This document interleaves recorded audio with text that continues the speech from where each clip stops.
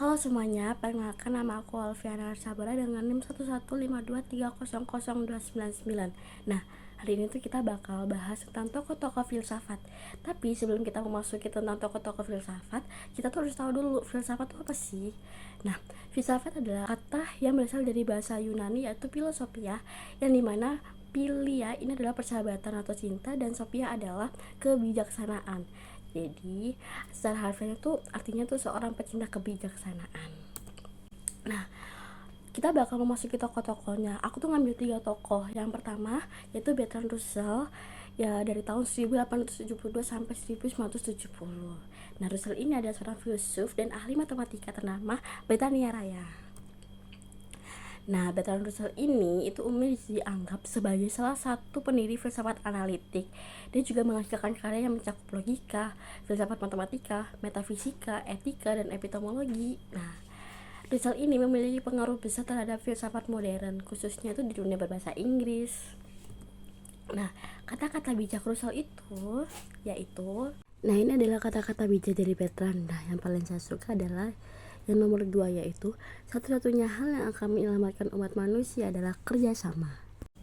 Nah, untuk tokoh yang kedua yaitu aku mengambil yaitu Marcus Tullius Cicero dari tahun 1006 sampai 43 sebelum Masehi. Nah, Cicero ini adalah filsuf yang berkebangsaan Romawi kuno. Nah, sebagai seorang filsuf, Cicero ini mulai serius menulis dari tahun 54 untuk karya-karya filsafatnya. Nah, yang karya pertamanya itu berjudul De Republica dan diikuti dengan Legibus pada tahun 52 sebelum Masehi. Nah, tulisan tersebut berisi tafsiran tentang sejarah Romawi yang teropong dengan sudut pandang teori politik Yunani. Selama 2 tahun masa kehilangan, Cicero ini banyak menyelesaikan karya, yaitu ada De Academia, ada De Fabinus, ada De Tustulan Disputatione, De Natura Deorum, ada De Divination, De Fato, De Officiis tentang kewajiban, dan De Amicitia tentang persahabatan. Nah, dari semua karyanya, karya yang berjudul De Officiis Cicero itu tidak pernah diklaim atau Cicero nggak mengklaim bahwa tulisan-tulisan tersebut itu merupakan tulisan otentik dari dirinya.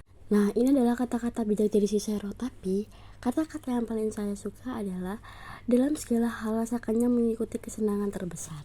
Untuk tokoh terakhir yaitu kita ada Unamuno Ijugo atau bisa kita sebut dengan Miguel de Unamuno.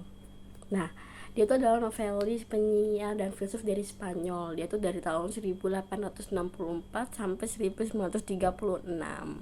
Nah, Unamuno ini mengekspresikannya secara simbolis melalui puisi, tulisan keagamaan, dan novel. Nah, filosofi Unamuno ini dapat ditemukan tidak hanya dalam tulisan tetapi juga dalam cara hidupnya secara umum. Mengingat hal ini, Unamuno itu disebut seorang eksistensialis karena pertama, filosofinya jelas muncul dari situasi kemanusiaannya dalam ruang dan waktu. Yang kedua, tulisan-tulisannya cenderung bersifat emotif dibandingkan intelektual. Ketiga, pokok bahasa bersifat eksistensial, kematian, kecemasan, keraguan, dan keyakinan. Nah, ini adalah kata-kata bijak dari Unamuno. Yang paling saya sukai adalah 03, yaitu banyak pendapat bagus yang dirusak oleh orang-orang bodoh yang tidak paham dengan apa yang dia bicarakan. Itu tadi adalah tokoh-tokoh filsafat yang sudah saya presentasikan. Dan terima kasih sudah mendengarkan atau melihat presentasi saya. Terima kasih. Dadah.